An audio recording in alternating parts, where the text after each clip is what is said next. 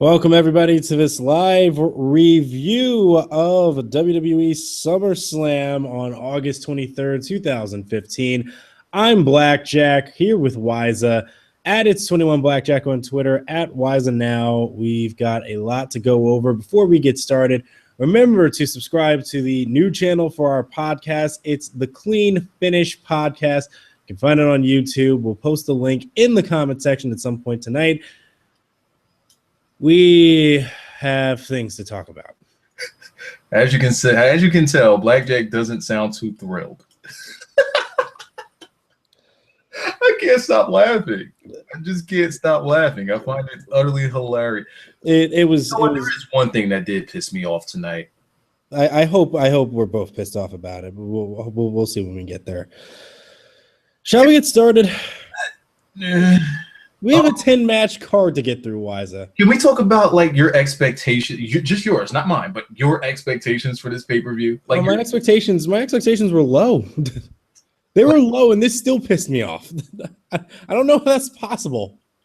I just expected an okay pay-per-view. That's pretty much what I was expecting too. I was just expecting okay. Like the show of the summer was yesterday. Well, absolutely. That was the show of the summer. I expected an okay pay-per-view. I actually thought it was just a little bit better than okay. I thought it was below okay. It just hit right under it. Something must have picked Blackjack all the way off. Here's the thing. There's a thing. This is called the show of the summer. This was unbelievably underwhelming. There's also one other thing. And then, now this one actually grinds my gears a bit. Where they keep saying with the Brock Lesnar Undertaker match, they keep I saying, tweeted about this too. I know what you're going to say. Go ahead. WrestleMania. Wait. WrestleMania is your biggest show. Yes. So is SummerSlam now the biggest show of the year? They essentially, and I tweeted about this very, very early on. This match was too big for WrestleMania. Oh, great. The match that is too big for your biggest show of the year, you're putting on your second biggest show of the year. You fucking idiots. Do you listen to half the shit you say? Nope. God damn. It's so fucking dumb. If you say something like a match so important it couldn't wait for WrestleMania, it's a different selling point. But if you say it's too big for WrestleMania, that's dumb. That's your biggest show of the year. It's too big for WrestleMania. So we put it on one of our rinky-dink pay-per-views. God, what a dumb company. Anyway. Let me throw this one at you. Go ahead. What was the pre-show? Because I was trying my best to sleep. There was no pre-show match. It was they talked a lot. And Kevin Owens actually came to the announce desk at one point because they were talking about, we think Cesaro might win, and so he had a problem with that, and he got all in. Owens heard that all the way from the locker room. Yeah, he got all the way in Byron Saxton's grill. Was he ready to like pop up powerbomb him? Like he wasn't ready to pop up powerbomb him. I think he like mushed him, and he took his kickstart from him, walked away, and he didn't even drink it. He just threw it away as he was walking away. Yeah, I don't think anybody's drinking Mountain Dew there. No, they even mentioned it on Twitter where they mentioned that people were asking them why their Mountain Dews are still full. And they said, we're sipping. We see you on Twitter, but we're taking it down a little. Like they really had to bring it up, though? Okay, whatevs. So, yeah. So we had nothing on the pre-show except for talking. We started this show off with Randy Orton versus Sheamus. You know what? This to finish taking another nap during this. This might have actually been exactly why I was just pissed off at this pay-per-view. We started off with Randy Orton versus Sheamus. Our last pay-per-view with the exact same match. I know. And they started off with this, and it just immediately took me out of it because I'm like, really? Sheamus versus Randy Orton? Fine.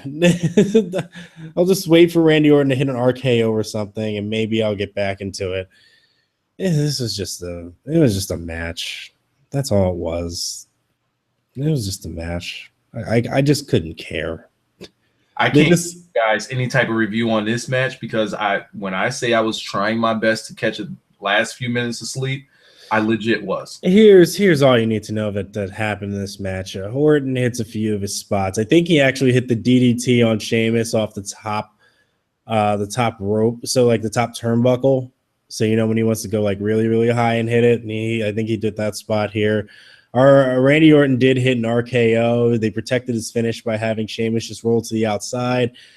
Sheamus cut a promo before this saying he was going to bro kick Randy Orton over and over and over again. And sure enough, he hit 2 bro kicks on Randy Orton. One bro kick knocked Orton to the turnbuckles. Orton started stumbling back out. Sheamus hit another bro kick for the finish. 1, 2, 3, pin. Sheamus wins. They walk out. Match is over. Whatever. I just couldn't care. So Randy Orton versus Sheamus match in 2015. What is this, like Randy Orton versus Sheamus 20 at this point? I couldn't. At some point in time, WWE has to know like some stuff people just legit don't want to see. I think that they know it, and they're gonna keep giving it anyway because fuck Batista. Yeah. Moving along. What do we get next? It's a good question. Next match we had. Oh, it was the tag team match. Something I can actually get excited about. Greatness is upon us. Okay, SummerSlam officially started when the New Day came out. Why didn't this date like start the show? I can't tell you. I don't know either. The New Day came out in all white and gold. So you knew they were winning. I'm pretty sure your Twitter got attacked too. Like, oh, New Day's wearing white and gold. Yeah, I'm like, I just saw it. And I'm like, they're winning. It's the first thing I said. They're in white and gold. They're winning. They're taking the titles tonight. All of the tweets that I gotta say, yeah, people are listening. People are listening to the stream. Like, I'm talking about our viewers. Like, yeah. They legit listen if they're bringing this to our attention. Yeah, they're like, hey, look, they're wearing white and gold. I'm like, I know, they're winning. That's why. So, I'm looking at Big E right now in the ring. Look at Big E in the ring right now. They were on another level tonight. I don't know how they keep like their gimmick is they're still doing the same things, but they keep taking it like up a notch every single match. They're doing a concert in the ring right now. Yes, gyrating from Big E. Like, okay. Oh god, the song they did tonight was out of control. I'm watching that right now. Let's hear it for New Day. Oh my god. I can't. Why is Big E still gyrating? Oh god. The gyrations were out of control tonight. Yo, look at it. Oh my god. So good. New Day did a spot here that made so much sense. I kind of wish if there was going to be a swerve tonight, I wish this was it. Okay. What you got? So Kofi Kingston, I think it's Big E and somebody else. It may have been like one of the Matadors that started the match, right? And Big E brings the Matador over to the corner and Kofi tags him in. So it's Big E and Kofi in the match and Kofi just lies down and Big E goes to pin him. And I'm like, brilliant. Oh my God. They exposed the one stupid thing in this match. It's that if both men are legal and one, but it doesn't matter. If you get a pinfall, you win. It's brilliant. I kind of wish. Nothing really says you can't do it. You know what? I wish they would have won on that. I wish this would have been a 30-second match. Them. Huh? It's so them. It's so them. They would have gotten instant fucking heat. And then on top of it, they would have done the whole gyration and everything. The tag teams would have gotten mad, but it's like, what can you do? These are the rules of the match. Oh, there's one thing that I forgot to mention that I just now saw it and reminded me. Okay. The entrance of the Matadores. Okay. Where El Torito came running down and tried to jump off the trampoline. Oh. Onto the apron. Yeah. They didn't need to expose that trampoline there. We like to kind of keep that one a little, keep that as a little trick to the camera. But nope, we got to show it now. Fuck it. Mm-hmm. This was just a good match. Yeah. Xavier Woods, I think Xavier Woods actually got under my skin with as much talking as he was doing today. Oh, it was great though. He was what Oh my goodness. They're zoomed in on Kofi's sneakers. Oh yeah, he had the wings. The wings. The wings on the sneakers. It was great. I'm trying to think of what else. They actually let what's his name really go in this match. Kalisto after a point. I mean, he got all of his offense in. Yeah. It was really good. I mean, because for a second I was just kind of like, they've kind of forgotten that this guy exists, and sure enough, oh, never mind. There is a but. There's a huge but, because after that happened, Titus just broke up the pin on Kofi and Big E. Yeah. Tell me when you saw that you didn't think, man, I wish the match ended like that. Oh my god, it's too good. It's too good. They were great. It's just, it just makes sense, right? Where you just say it's stuff that we think about, where you just say, well, why don't they just do this, or why don't they do this? Just generalized terms, right? And they just do it. And it makes so much sense. I'm like that. Yeah. Just to say, hey, we can't pin guys on the same team, so fuck it, let's do it. Mm-hmm. One thing I wanted to mention. Titus O'Neil's hot tags are just OD at this point. They really are, because I've talked about this weeks ago too. Was that all he does is he gets in the ring and he just cleans he just throws people around. Completely cleans house. It's just it's the sloppiest, most green work ever, and all he does is it's awesome. It's great. It's like it's babyface fire, but all he does is just throw people. That's it. The shoulder charges, the pushes. He's just out of control. Yeah, it's sloppy, but you love it. Like I think the sloppier it is, the better. Probably. It's a giant train wreck, but you love it. You love every minute of it. He's massively big. Yep. Hope that doesn't come off wrong. He's a big dude. He just comes in there flying around. Yeah. At Mach speed. Why? Yep. Why is a good. And you legit just don't want to be in the way of that. Like as you're watching it, you just think to yourself, I don't want to be in there. Mm-hmm. Not with that dude, that big motherfucker running around, shoulder charging people like he's Shao Kahn. Absolutely not. Mm-hmm. Throwing people like out of the stadium. Nah, I'm good. Mm-hmm. I'm good. I don't want that. I'm watching Kalisto now go in. Yeah, I mentioned Xavier Woods was the hardest worker in this match, and that couldn't be any more truth. That man does not stop. No. Like even the commentator said Xavier Woods finally stopped. He's out of breath. 2 seconds later, he's the first thing I hear. He is back to I don't even remember commentary. No, I remember Xavier Woods talking about breakfast, and then when Big E did the spot again where he does the abdominal stretch and just slaps on your chest all stupid, he started talking about tricep meat again. Yep. He said ain't no hamburgers because we do all tricep meat here. Oh my god. Tricep meat. At some point, the New Day were somehow not a part of this match anymore. It was Los Matadores and the Lucha Dragons in the ring, and oh my god, Botch Cara. I missed this part. I saw everybody talking about it on Twitter, but I missed this part. Oh my god, this sequence was horrible. What happened here? So if I remember it correctly, Sin Cara airmailed I can't even remember what he did. He just the whole thing looked awful, is all I remember. I think he went for like a drop kick or something. Maybe it was I know what it was. He did a Hurricane Rana and it was just sloppy. Like he released, I don't know if he just released it too early or late, or Fernando or Diego, whatever his name is, just didn't flip fast enough or whatever. It just looked bad.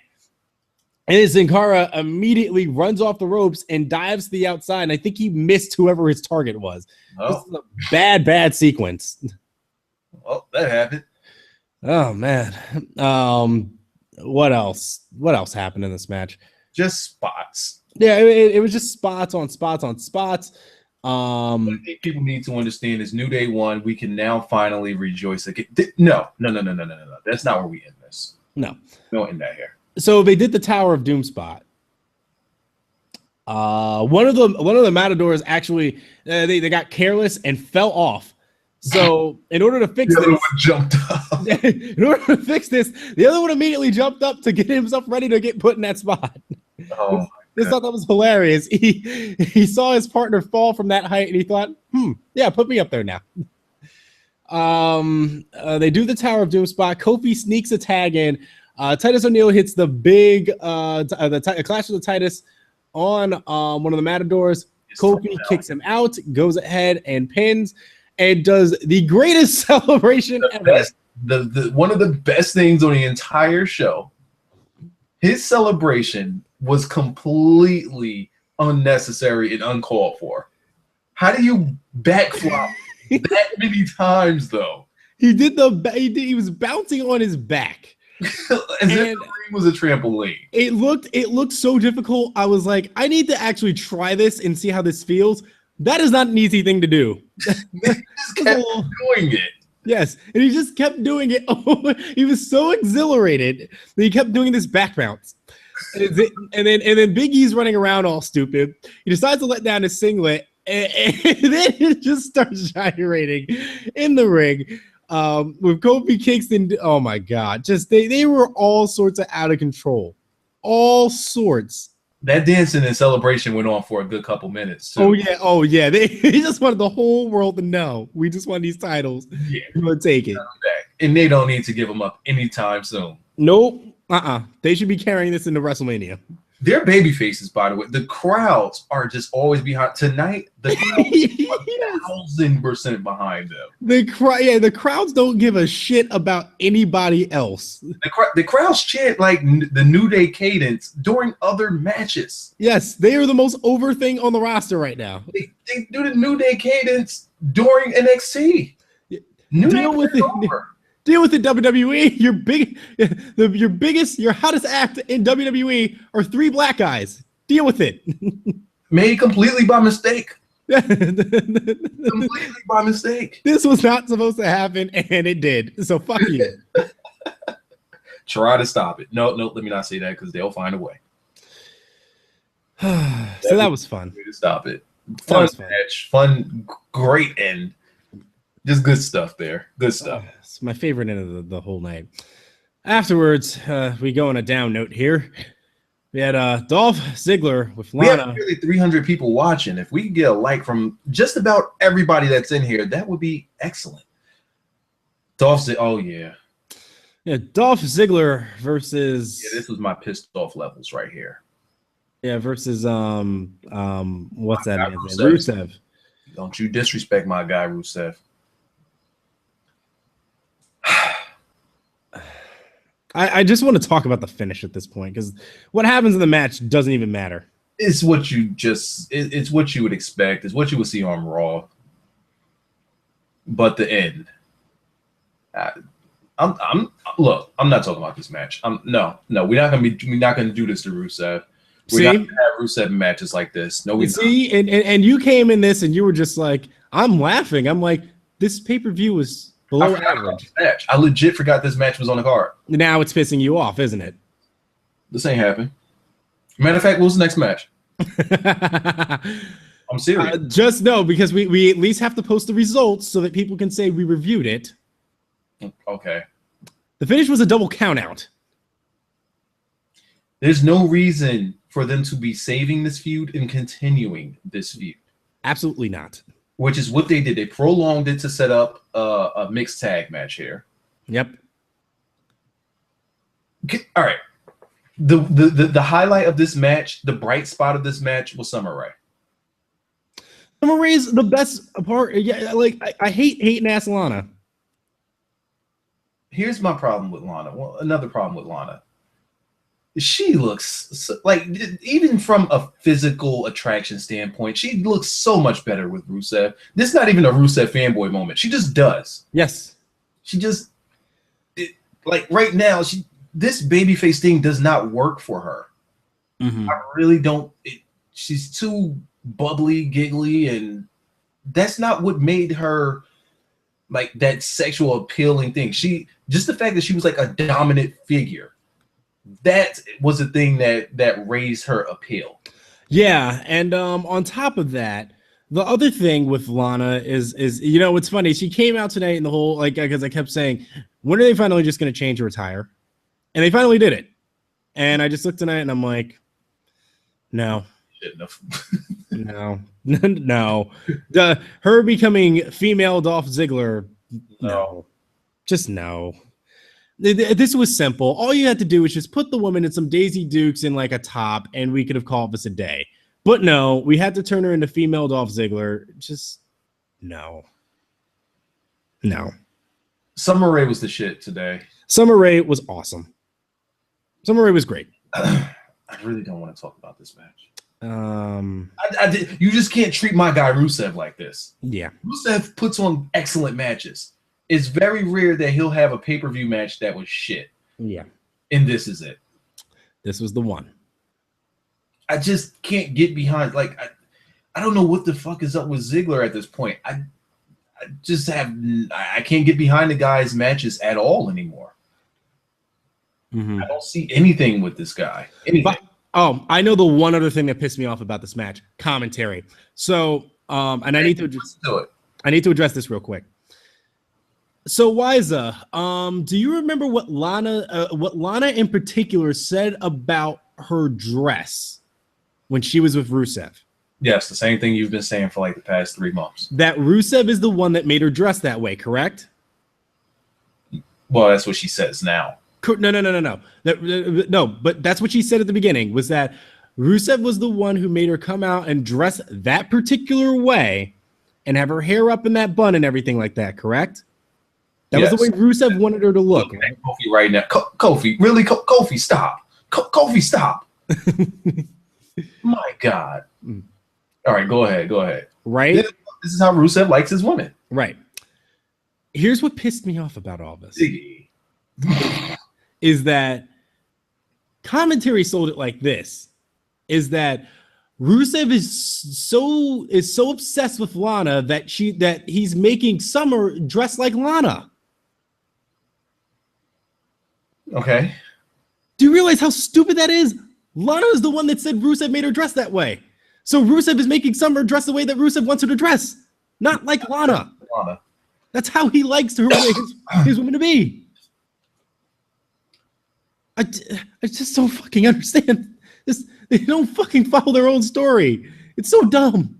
I'm not talking about this. All right, we're done. Anyway, next match. I'm gonna have an aneurysm if I keep talking about this. We ain't doing this. We're not doing this match either? Oh, wait. What's the next one? Stephen Amell and Neville versus Stardust and King Barrett. Did Stephen Amell have to come out dressed like that? No, he didn't. Like, somebody, I don't know who said it on Twitter. I don't know if it was you, somebody, or Osiris. I don't know who said it. Or maybe it was one of those parody accounts. Go ahead. Where they said,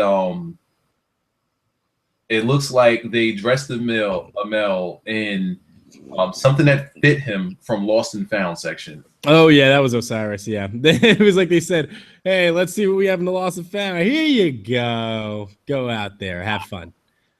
Why is he not dressed as the Green Arrow, or at least have like the paint over his eye? Just something. He legitimately came out as Stephen Amell, and this became lame as hell. Because he's the only one that's not a character now. It's correct. A character match. Yes, that's the whole appeal of this. Did he not get that? He didn't get that memo? No. They have advertised him as the Green Arrow.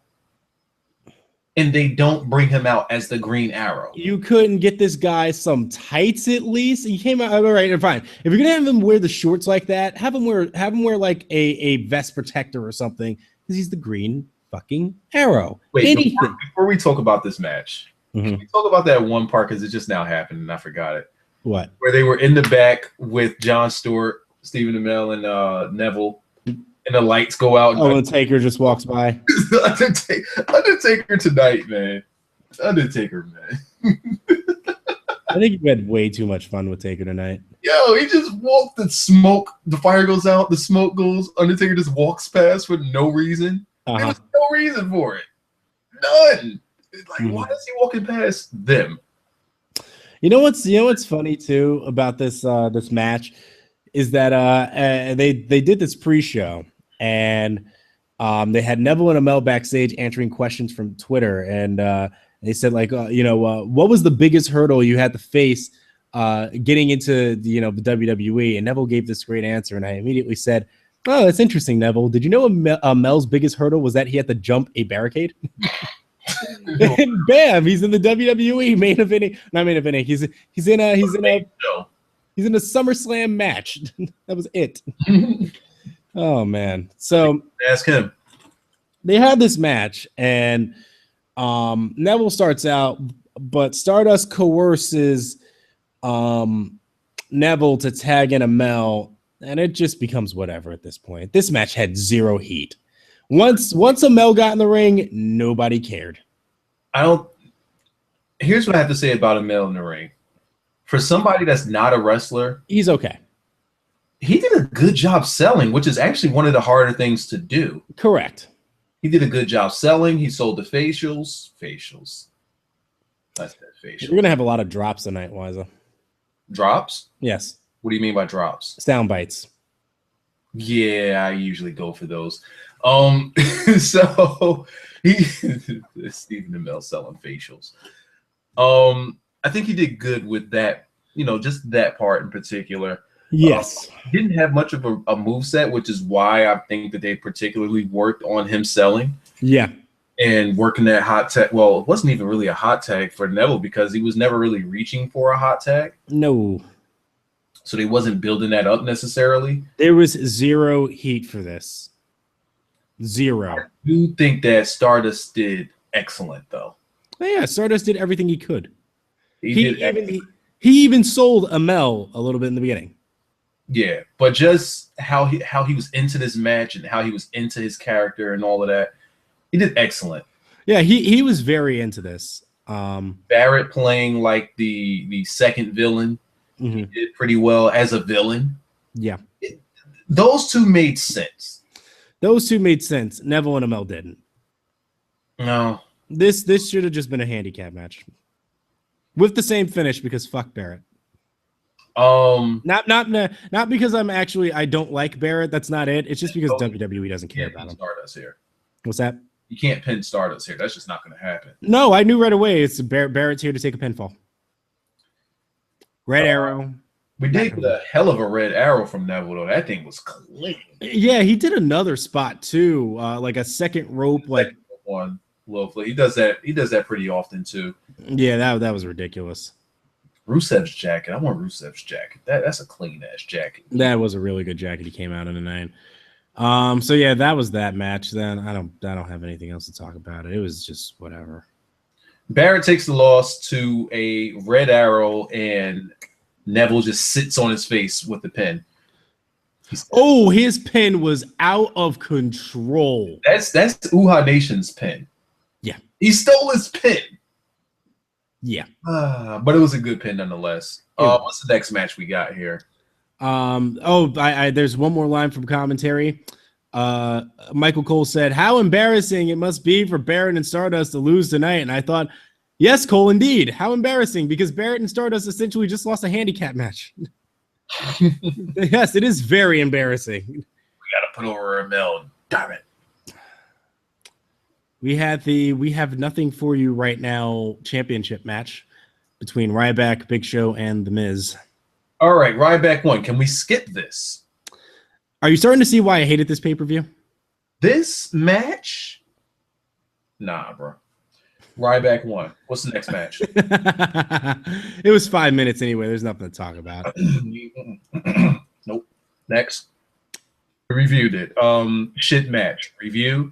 Ryback won. Result. Next. Covered all our bases there. Oh, no. There is one thing we have to talk about. This feud will be continuing. Why? Because how did Ryback win? They pushed somebody out of the ring. I don't care. Because the KO punch got on Miz and Ryback pinned the Miz. So they're obviously going to continue it by having Big Show say, "Hey, you didn't beat me." So we're going to see a Ryback and Big Show match. We have to do this. Yes, we do. So, next match, Roman Reigns and Dean Ambrose. Yeah, hey, you were the one who said you liked this pay-per-view. Or you said it was a little bit above average. And I said, no, it's below average. So it was above okay. Above okay. Sorry, it was that's what I consider average. It was above okay. I'm going to give you every reason that this was below okay. I think that the below okays stopped there. So we had Roman Reigns and Dean Ambrose versus Bray Wyatt and Luke Harper.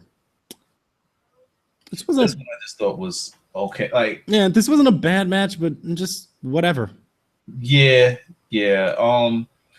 And the reason why I'm just not really drawn into their story here. Yeah, the story doesn't translate in ring either. Because they just have that. Granted, they have a physical match, but I don't get what it's about. Just 4 guys, 2 on 2. They hate each other. It doesn't work. It doesn't work if it's not Shield versus Wyatt's. Mm-hmm. It doesn't work the same. No, it does. Yeah, because it just like they're trying to rekindle a flame that's not there if you don't have all the necessary parts. Yeah, this just feels like 2 guys versus 2 guys, and that's not good. It was a spot in this match where Dean Ambrose was all by himself, and getting worked on over and over again by Harper and Wyatt, and the crowd started chanting, "Roman sleeping." Oh shit! Roman Reigns was dead, and here's Dean trying to make a tag, and he's like, "Where the hell is my partner?" Wait, he was AJ Lee, but he AJ Lead. He got a very bad reaction tonight, which I wasn't expecting. It's like, come on, at some point, y'all gotta just let this shit go. They're right as of this moment, they're not still pushing him to the moon. I think it's okay to not boo him out of the building. He hasn't done anything bad. No, I agree. But the Roman sleeping thing I thought was funny. I did think that was funny because he sold way too long out there. He AJ Lead, and that's not good. Become AJ Lee. What did I want to say about this match? Oh, the finish. Let me ask you this question. Okay. What the fuck are they doing with Dean? I have no idea. He still does the same stuff, but like at this point right now, I don't think they can make me care about Dean. I just don't care. Because they're killing them. They're killing him because they're not giving him anything to do. Like, is it because we're not really getting like any story with the like? What is it that's different about Dean right now? Because okay, when about a year ago, there was this guy named Seth Rollins who turned his back on him, and he was having remarkable matches with him. He got cinder blocked and smashed through cinder blocks with a curb stomp, and Dean Ambrose did everything in his power to try to stop this guy, and he would get so close, and he pretty much would win the match every single time, and then get cheated. Dean should still be going after Seth Rollins. He still exactly. That's exactly what it is. He should still be on this guy. Reigns hasn't gone after Rollins yet. Ever. Since he's been. Have they had a match? No. They have, but it was meaningless matches. So when Dean Ambrose was struggling to overcome Seth Rollins, Roman Reigns went and beat him in one night, and people went, "Well, there we go." And he beat him on a Raw. And they just had a basic ass wrestling match. Oh, yeah, I remember that. We try to forget it. Yeah, not sold. Not sold. The finish though. So extra. It was so out of control.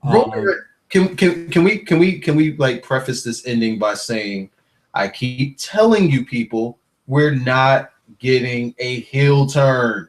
It's not happening. Yeah. The pieces, like, people say men are too buddy. You yourself included. They're too buddy. They had the weird promo 2 weeks. It was just so weird. They're too buddy, but nah. They're doing all of this just because, you guys like Dean? Well, let's buddy him to the max capacity because we still want to get this guy over. So you like Dean? Well, fuck it. You're gonna like Reigns too. WWE just does things to the max. I know. 2 weeks ago, though, I had a strange feeling because they did that promo. It was even before they did that promo. I was just kind of like, I was thinking about the match, and I was just kind of like, they may be doing something here because they keep talking about brotherhood and stuff like that. And I'm like, and then he cut that promo, and I'm like, they're almost spelling it out. Like he's going to turn. But then the next week I was like, no, they're not going to do it. And it just doesn't make sense anymore. they're not going to turn them. I don't know. Anyway, finish of this match. This is what matters here. Roman Reigns is over. Dean Ambrose starts to run a little bit wild. I think at one point he's getting ready to get after Bray. Bray catches him in the Sister Abigail spot. He fights out of it, catches him with a dirty D's. Dean Ambrose gets all hyped. They do a bro, like a bro tag. Like fist bump? So you know how you do the call for like when you tell the bartender like, hey, one more drink? Oh, Reigns kept doing it. I'm like, yo, Reigns is out of control. They both did it, and they tagged with that. That was clean. Let him get the spear, win. But Reigns kept doing it though, like even after the tag. Yeah, even after the tag, as he was setting up for the spear, he was doing it, and I'm like, just make these two guys a tag team and have them feud with New Day. Why not? No, let's not have them feud with New Day. Because they'll kill them. Take the shit out of all the smaller competition and just leave them there. Yeah. Like, you know what? Like the same way they did APA. Yeah, because right now they're doing nothing. If you book these guys like APA, that's all that would get Reigns over huge. Yeah. Book his ass like he's fucking Bradshaw or Farouk, or what did they call Farouk by the time he became APA? Farouk. They still called him Farouk, right? Well, no, they called him Farouk. Yeah, that's what he was calling him by the time he got to APA. Well, I know they changed him up when he became one of the acolytes, though. They wasn't still calling him Farouk, were they? Yeah, they were. Oh my God, what a shit name. Well, Ron Simmons, book those guys as the APA. They just sit in the back drinking, playing cards. They got chicks. Just book them as the way that they're talking. Yes, this is not hard. Give them merch. This will get Reigns, because they're trying to find ways to get Reigns over, and the people know it. They know that they're using Dean to get him over, but now Dean is losing steam. If you give them both steam and just cater to what it is that they're trying to portray, work. These guys should be the modern day APA. Simple as that. Yeah. They need that door that's just in the middle of nowhere that you have to knock on it. You can't walk around. Yep. Either way, I just hope that this Wyatt thing is done, that they don't touch each other again for a while. I don't know where they're gonna go with it. Like, it's a clean finish. So it's a clean finish, so this should be it. Ending here, well, it just ended clean. So good. I don't know. I just don't know. So anyway, I'm done with that match. There's nothing else to talk about. Seth Rollins versus John Cena for the championship unification. Rollins. What's that? Seth Rollins, man. This dude was clean tonight. That attire when he came out got the biggest pop ever. He was straight up White Ranger. It was clean. Yeah, when I saw him come out there, I said, yep, I told people he was going to win. White and gold. I mean, it was the same thing. Like, even I should have brought this up too when we talked about this last night. When Seth Rollins came out at WrestleMania, he debuted the black and gold tights, and I told everybody that means he's winning the title. It's the gold. You debut something new with gold. You're in there. You're in there. White and gold Bailey, white and gold New Day, white and gold Seth Rollins. Oh, hey, they're all gonna win. Did you see the picture with Seth Rollins and New Day together with all? They looked right. Seth Rollins. I don't know. Somebody said something and it triggered me. Like, before that picture came out, it triggered me to say Seth Rollins joins New Day. Because they said that they were both wearing white and gold. Yeah. I say, yeah, Seth's gonna be joining New Day, and then we get the picture. I'm like, all right, see that this is too good. They should just give Xavier Woods the Intercontinental title so that they can all have the titles.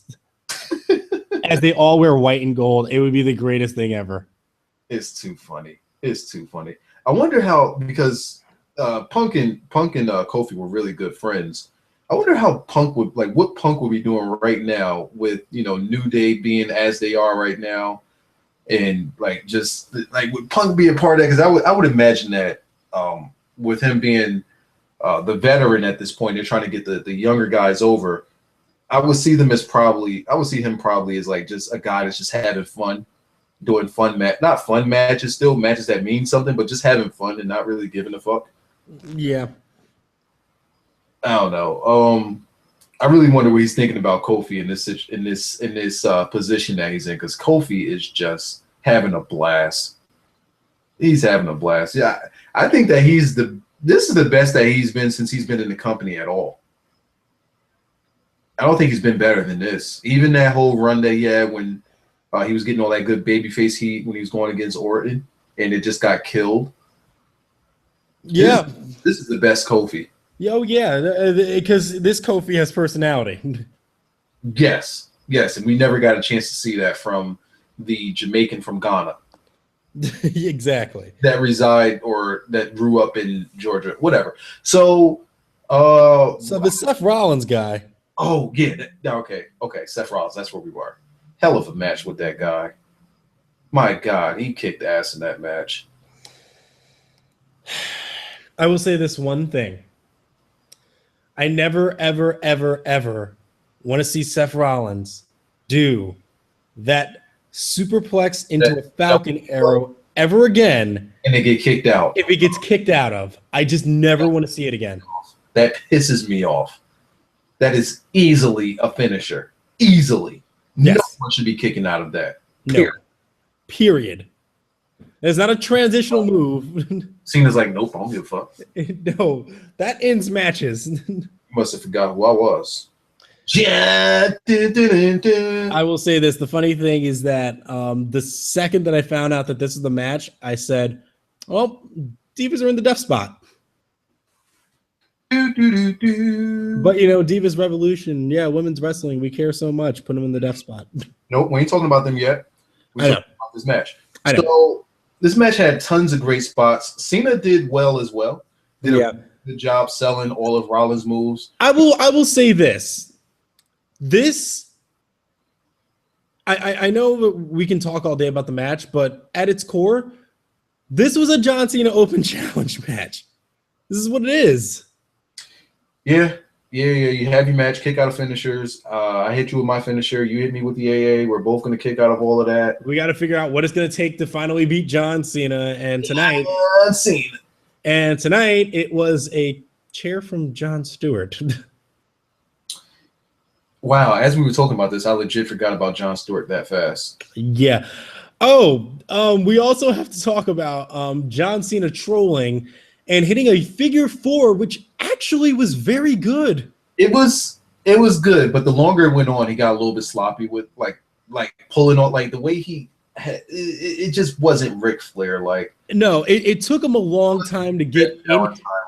I will say it took him a long time to get into it, but the second he locked it in, I looked at it and I'm like, that is very good. That fucking tree trunk leg, so that helps it. Yeah. And it looked really, really good. And then Seth reversing it and wrenching back on the knee. Tap out.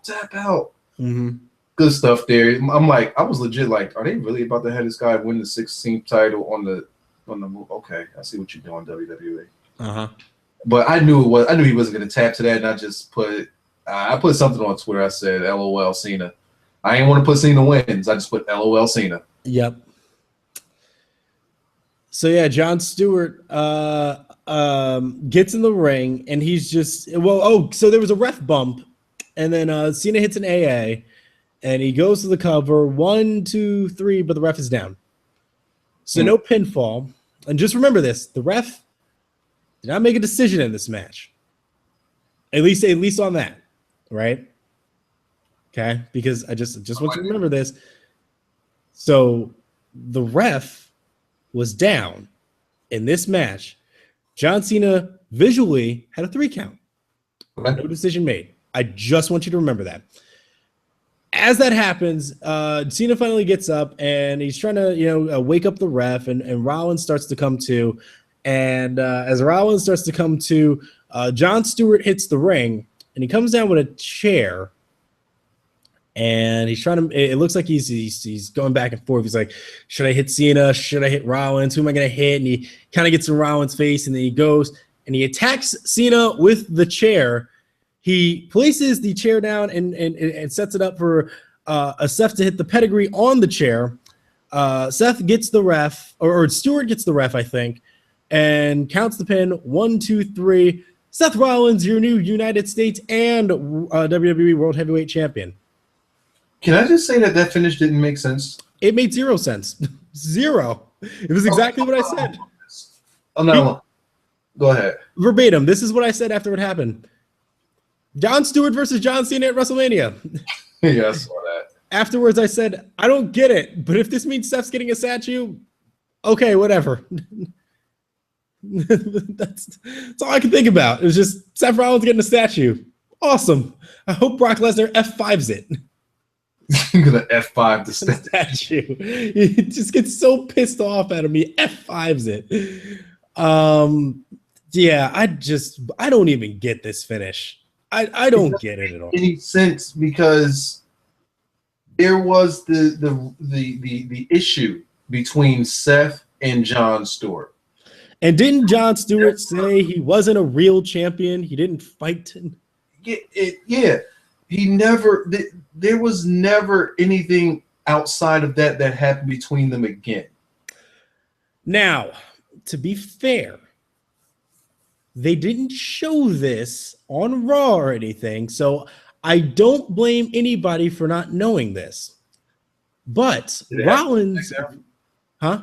Did it happen on SmackDown? No, it didn't happen on anything wrestling program-wise. Okay. Rollins made another appearance on The Daily Show. So he made a second appearance. Okay. And he gave Jon Stewart his own WWE title with The Daily Show. What are the little things? The little things on the side? Okay, the plates. Yeah, the plates. So with his own little side plates for The Daily Show. Okay. So I don't know if they just became buddy, and then Seth and then Jon Stewart. Maybe they showed that on Monday. Correct.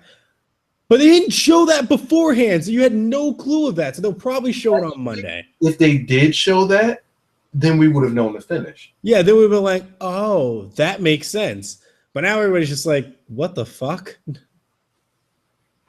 So I imagine that's how they're probably going to explain it on Monday. Yeah, they got to clean that up on Monday, and that'll be it. If they don't do it, it's like, all right, WWE. Yeah, this can't just be Jon Stewart attack John Cena with a chair, and that's his big SummerSlam moment. He'll never be back here again. That can't happen. So yeah, there's your finish. So great match between these two. Great match, stupid finish. Didn't get any bad spots or anything like that. Told a decent story. I don't think that we got too much, like, with it being title versus title, I didn't really sense urgency.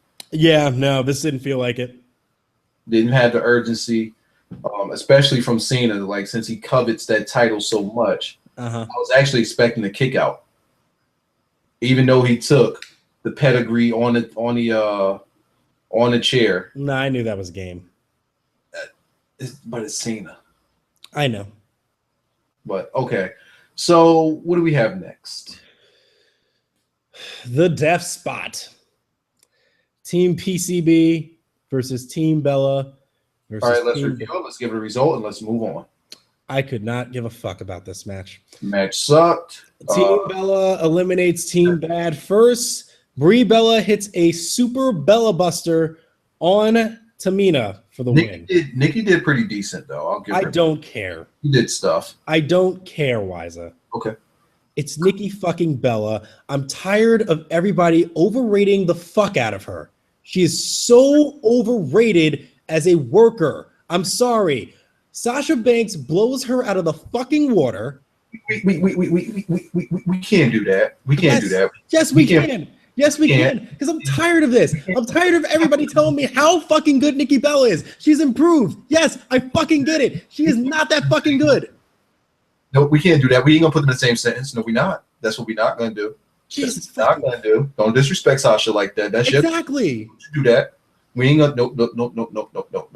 Nope. It's not gonna happen. Nobody can tell us a story like Sasha Banks. Nobody. None of them in ring can do it. None of them. I'm tired of hearing Nikki Bella as the best. She is maybe the 4th or 5th best person on the roster right now. I don't give her that either. Exactly. Overstating it. You're overstating. Let's name them off. She's not better than She's not better than Sasha Banks. Sasha Banks is number one. There's no argument. I don't want to hear it. There's no argument. Sasha Banks is number one. She's not better than the three that just came up. She's not better than Charlotte. She's not better than Becky. She's not better than Paige. She's not better than Naomi when they actually let Naomi go. When Naomi is not being sloppy. I'll even say that she's not better than Alicia Fox from what I've seen Alicia Fox do on NXT when she was there. Right, but they don't let Fox work, so that's why I can't give that to her.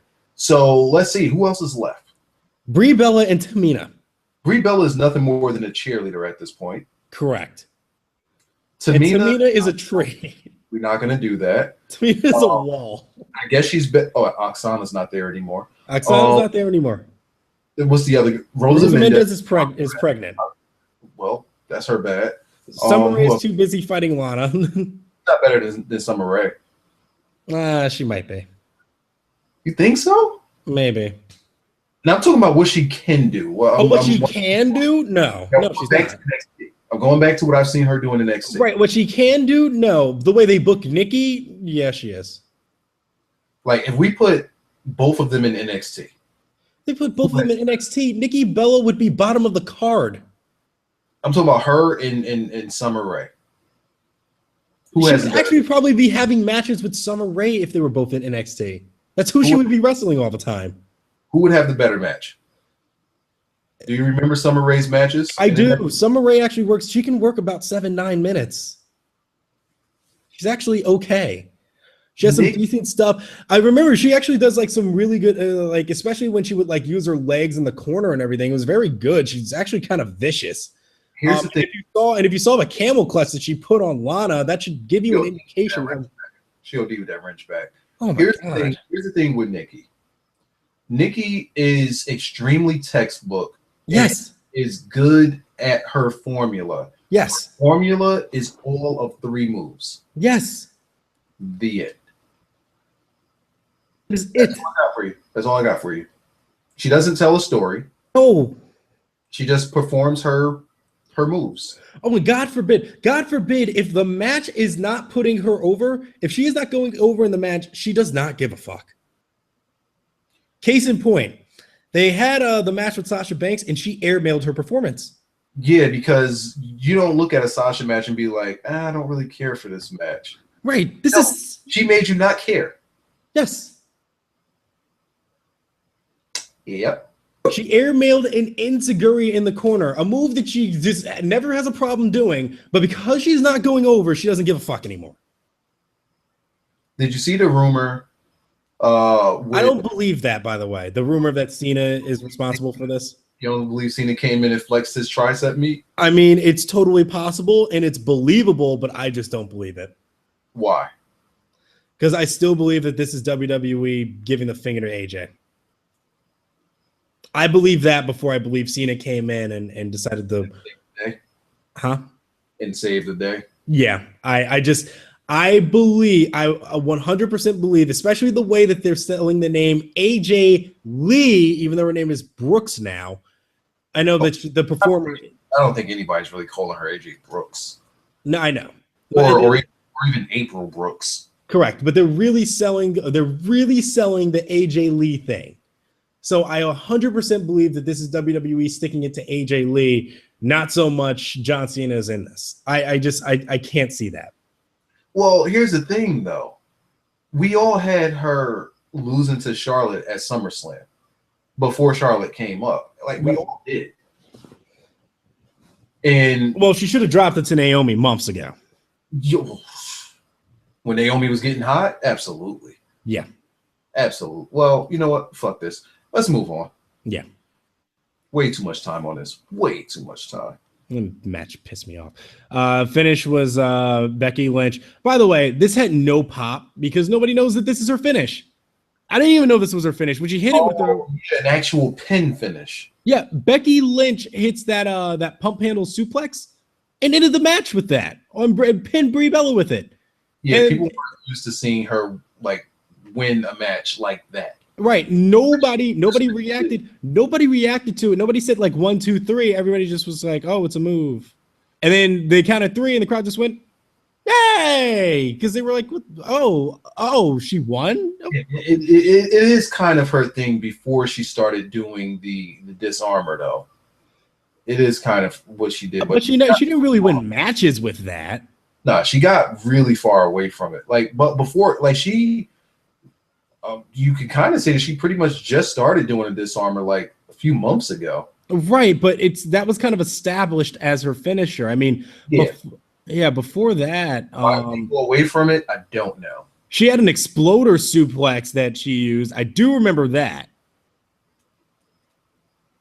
She used an exploder suplex as her finisher. I'm glad that they gave her the win here, because she needed it. The reason she needs it is because Charlotte is already established as Flair's daughter. You're going to be seen. We have something there. Yeah. Something built in.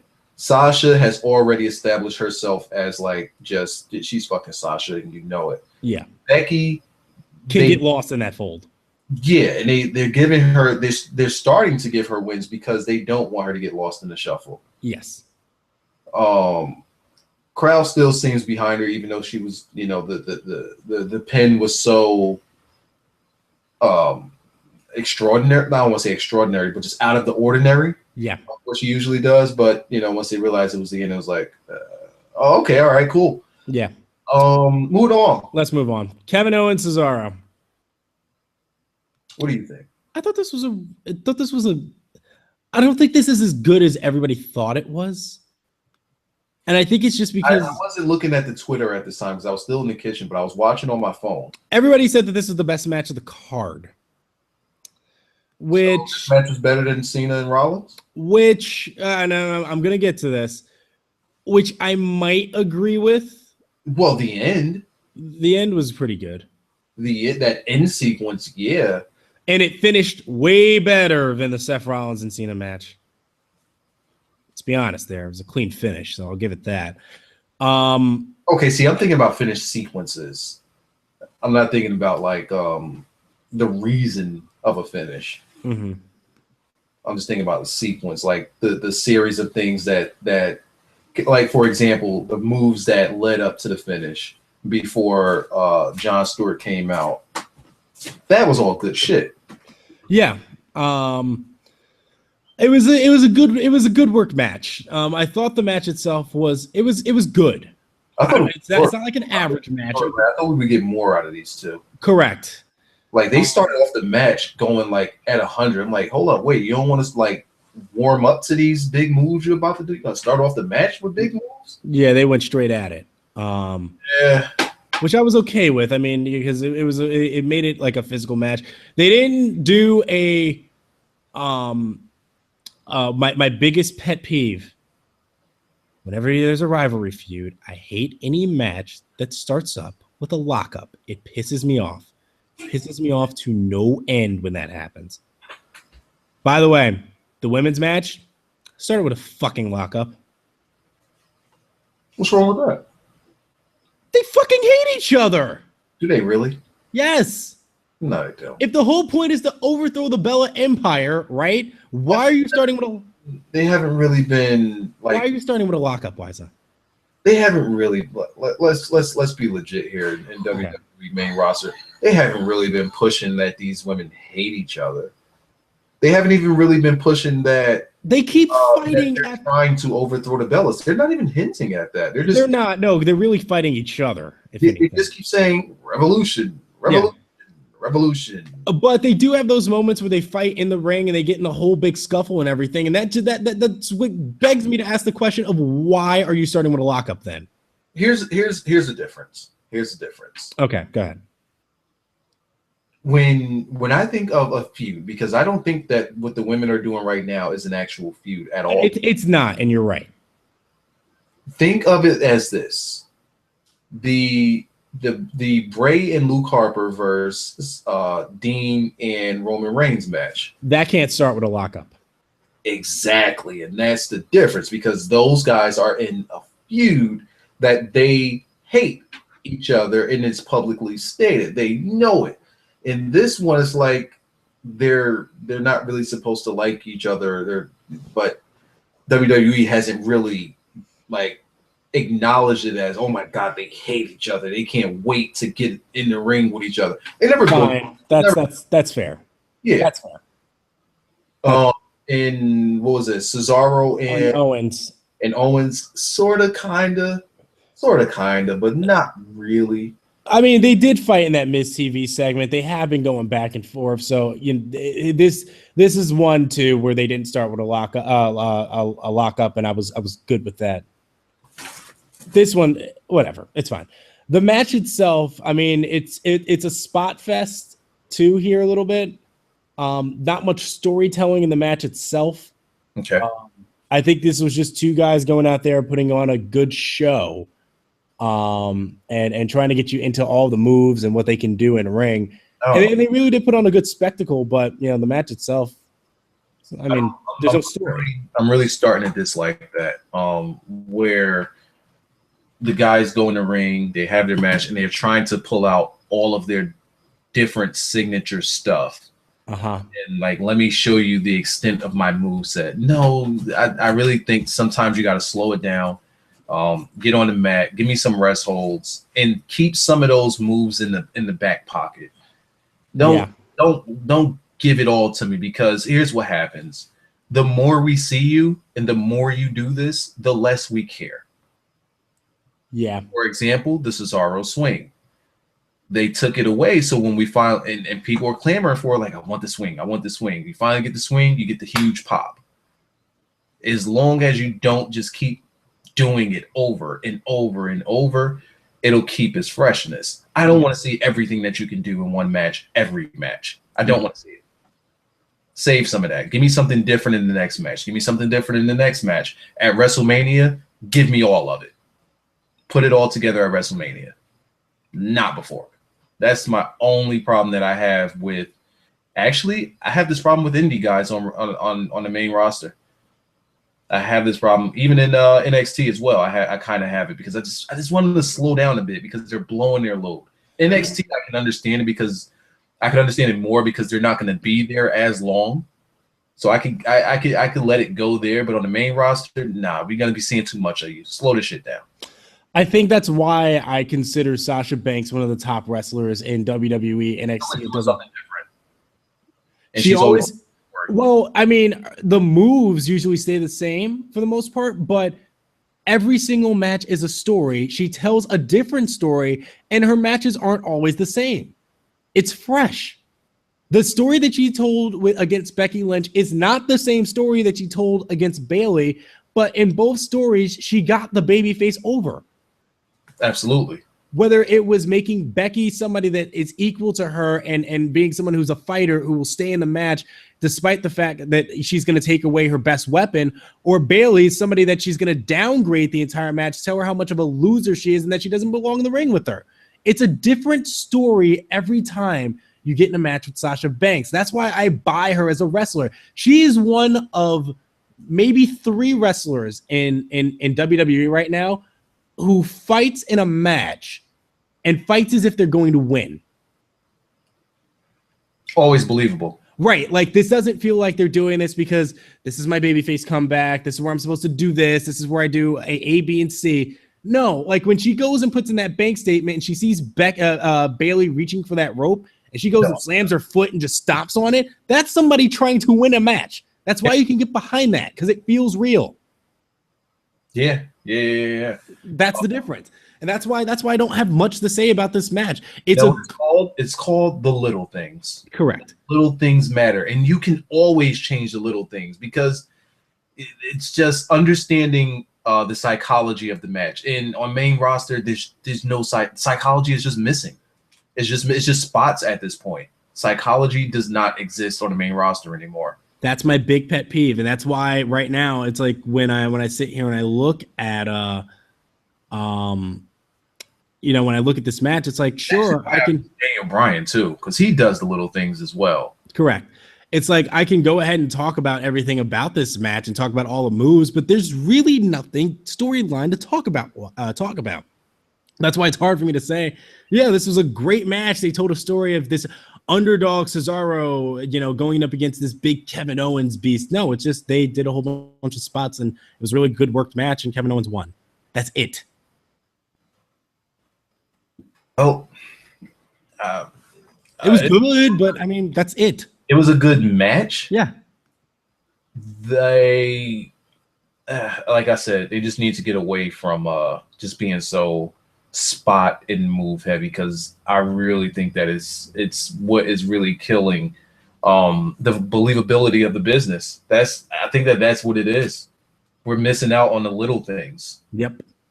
We're missing out on the little things, and that's what makes NXT, especially the women, it makes them so good. They want to do the little things. You know, it doesn't have to be so much of, I'm going to pull out every single move that I can do. Again, good match as far as athleticism. Other than that, didn't tell a story, and it didn't get me invested in why I should care about these two in particular. Right. So after that, we had the Undertaker and Brock Lesnar match. I'm going to let you can talk about this match because the finish is still what's pissing me off, but you can talk about it.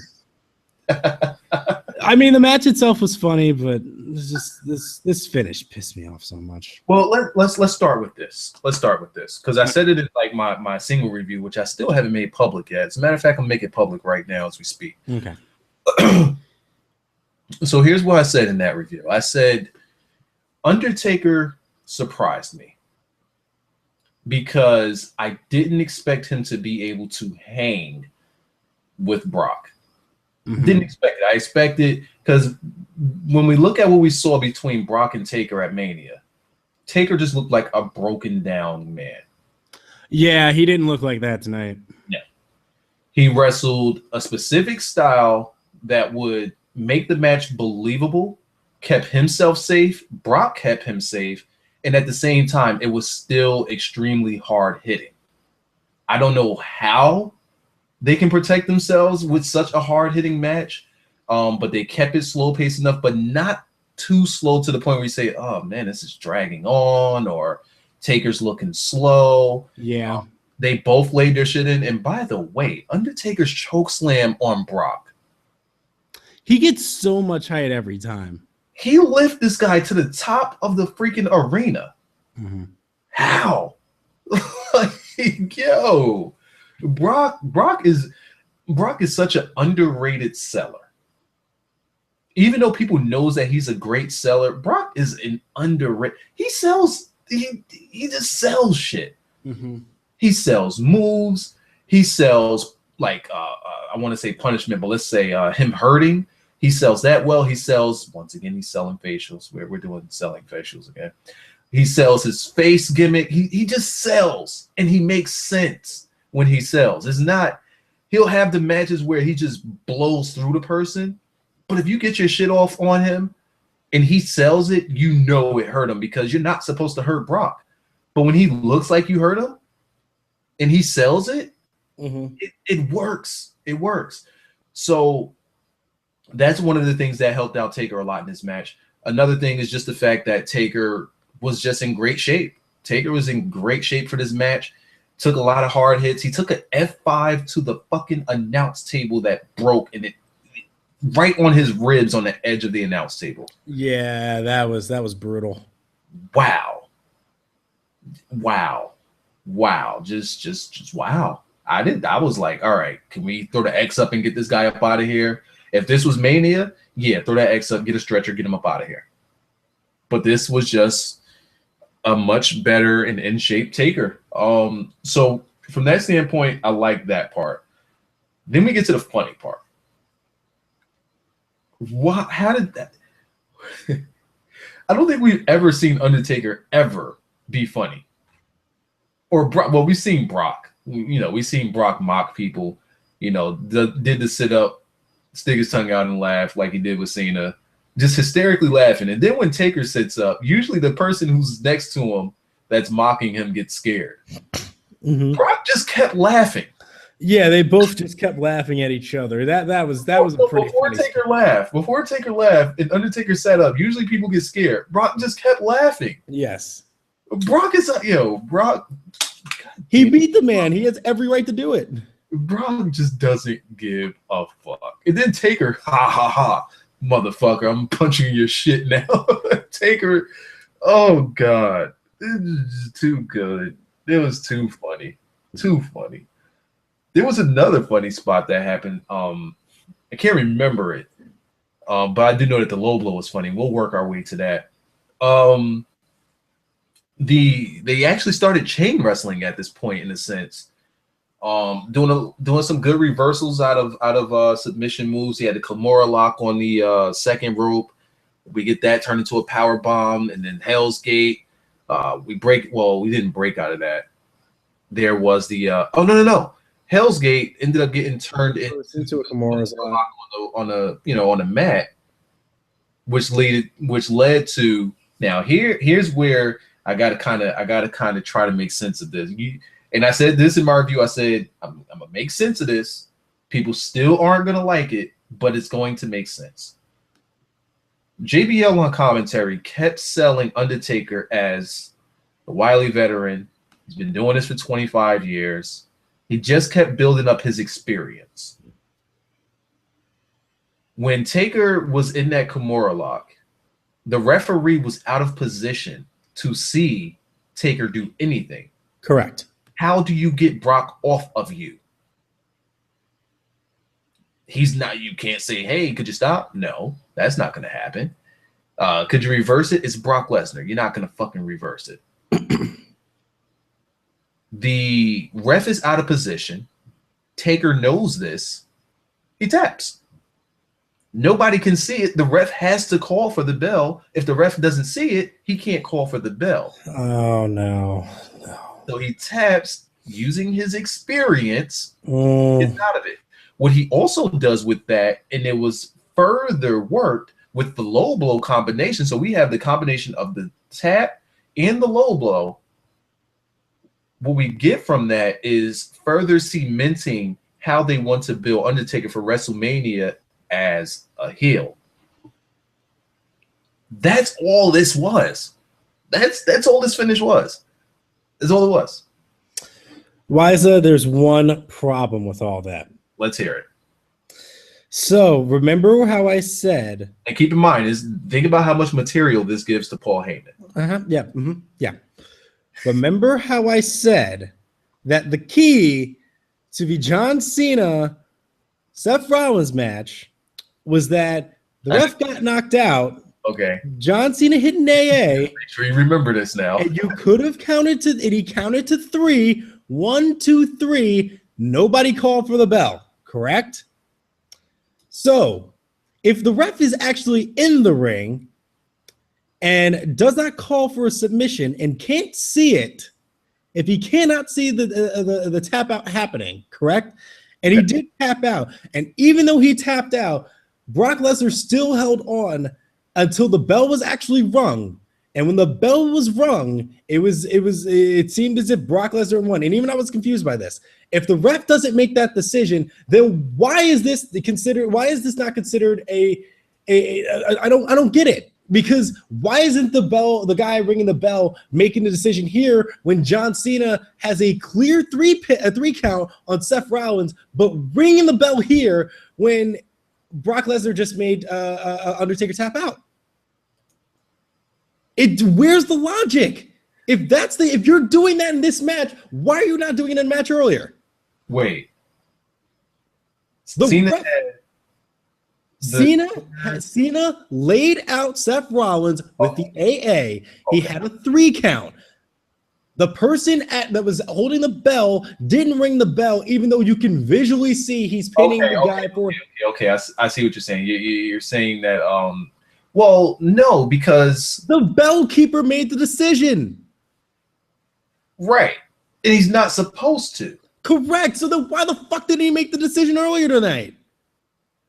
Because fuck Batista. See, that's the problem. That's why I fucking hate this. No, okay, listen. They don't care about Batista.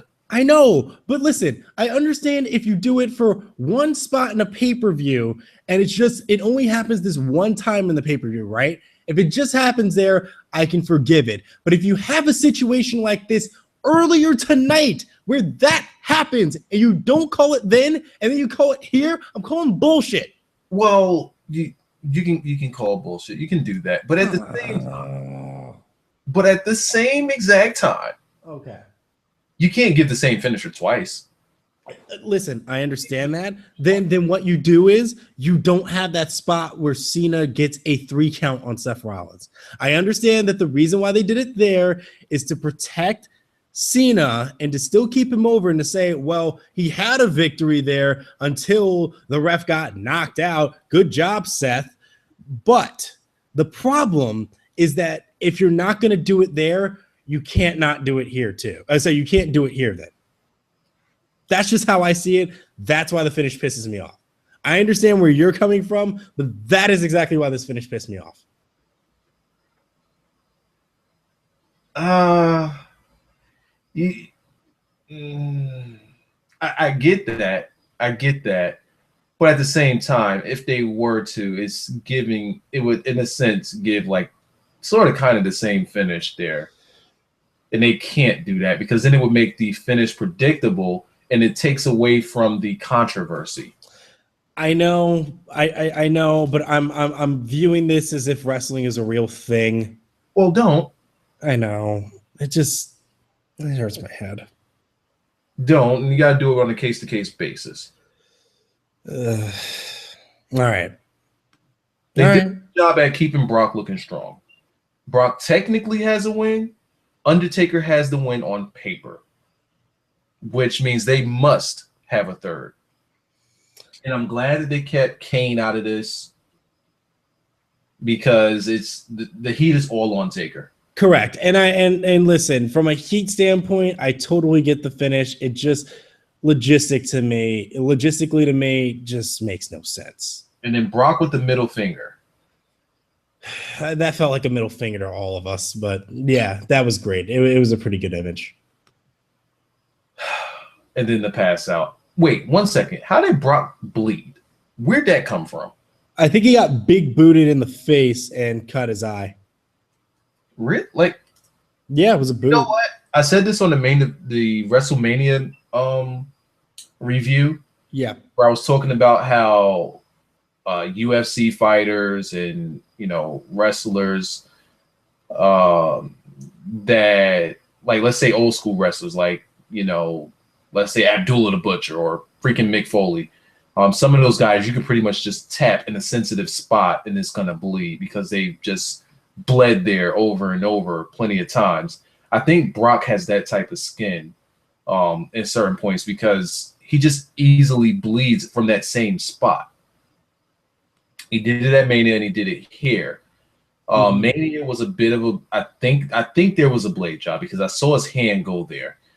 But here I didn't necessarily. Did you? Again, I was watching this particular part on my phone. So I didn't see if he bladed. Did he blade? I don't think he did. I think it was legit. Got sensitive skin? Yeah. I bet that it just looked legit. Yeah, and it was just leaking out. Mm-hmm. Absolutely leaking throughout the match. And he tried to cover it up. He tried to wipe it, but nah. That was some good blood right there. That was some decent blood. I would have liked if they would have just let it go. If it wasn't New Age WWE and we just get to see that visual, it would have been even better with the finish. With the finish that we got, just had that blood leaking down his face, a la Austin, and then had a middle finger up with the blood. I mean, come on. The middle finger and the blood combination, that'd be clean. That'd be so clean. But Blackjack didn't like the pay-per-view. I thought it was just a slight notch over okay. I thought it was a notch under okay. There were some matches that saved it, such as New Day saves. Let me say this. This was an elimination chamber. Oh God. It was an elimination chamber is how I'm gonna leave this. We got some decent stuff here. Some stuff I enjoyed. Again, I went in it with expectations of just being okay. I did too, and somehow still was disappointed. So yeah, again, when I watch WWE main roster, I don't expect logic. So I need you to not expect logic.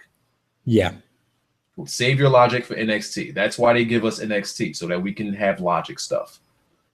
So you need to start separating them So yeah, that's all I have for this show. I hope I don't need to see you guys tomorrow after Monday's review because I've done way too much wrestling, and I need my time back. I need my schedule to get back on track here. Please, Raw, don't be good. Yeah, if Raw ends up being good, we'll be here again, or maybe I'll do like a small review on my own. I don't know. By the way, there's two more things. Just two quick notes. Here. Go for it. Michael Cole, after the match was over on that Divas match, he said the line, what did he say?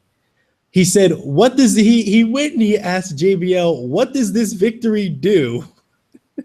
Just listen to that question. I was like, just laughing at that. Just what does this victory do? Yeah, he left it at that. Like he was asking JBL that question. Well, what does it do?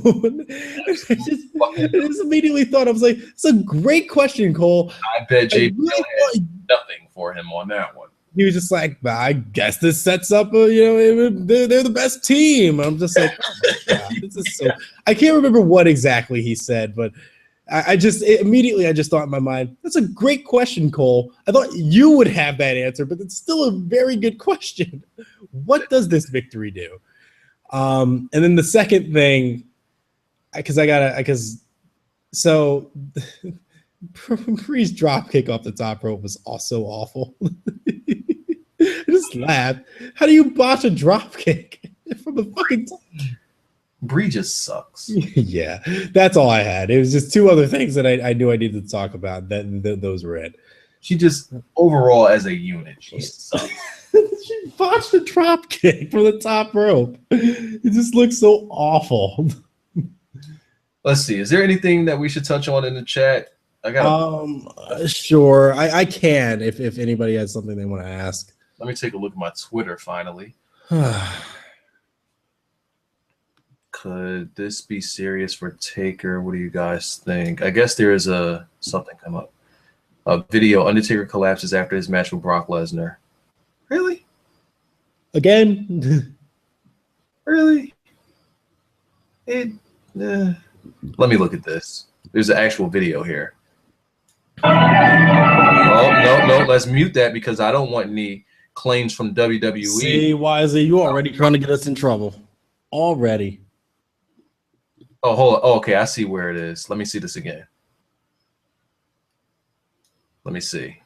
Walking to the back. He gets, and he collapsed. Yeah, he's crawling.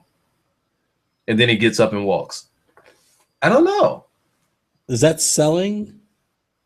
No, because you only see it. I'm going to retweet it. You only see it, like you barely see it. The cameras didn't pick that up at all. This fan can. Go ahead, take a look. I just retweeted it. Hold on, I'm looking at it now. And I see Ted wanted to jump in. Ted's gonna have to get on one of these Raw reviews. I don't know which one. We're still working on establishment here. After we finish establishing ourselves as a podcast, then we could work on bringing in guests. Let's see. Remember John Cena took Stewart's spot on the Daily Show? I don't remember that because I don't watch the Daily Show. The finish didn't surprise me because of this. Let me see what this is. Okay, somebody tweeted. Well, you actually already talked about it. The custom belt. Let's see. So you're saying Nikki needs white and gold too. Imagine the stable Rollins, New Day, and see, we're not. No, I'll pass on that. If you want to put Sasha Banks in some white and gold, that's okay. Because she's always wanted to be a part of New Day, so that's fine. I'm totally cool with that. That's a great way to never ever be on the show ever. Don't ever say something like that again. That right there just fucked up every chance you had of ever getting on the show. New Day and Nikki. No, absolutely not. I finally realized New Day is like the new Crime Time, but taking. All right, so we're gonna end this show. There we go. Yeah, let's just. You know what?